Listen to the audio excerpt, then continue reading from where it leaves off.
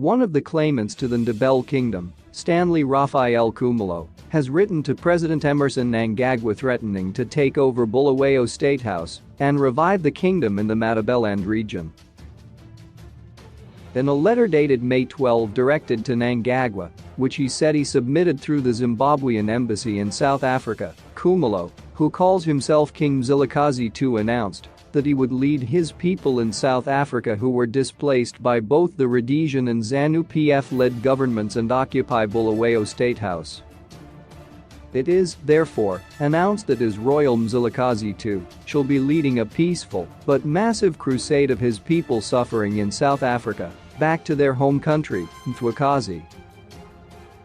The crusade shall start from Johannesburg on May 28 and arrive in Bulawayo the following day, Khumalo's letter read.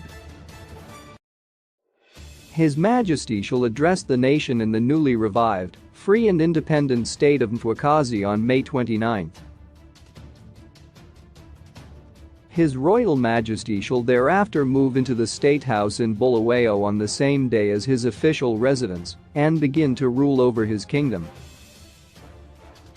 Khumalo once attempted to invade State House but was blocked by the police. The territory, 10 kilometers east of the Jameson Line is described, which territory is legally a part of the Royal Kingdom of Mzilikazi, shall become the boundary of the independent state of Mashonaland, alias Zimbabwe.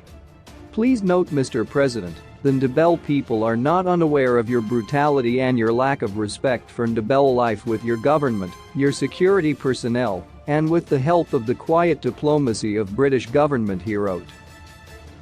Contacted for comment yesterday, Zimbabwe's ambassador to South Africa, David Hamadzaripi, said he had not yet received the letter.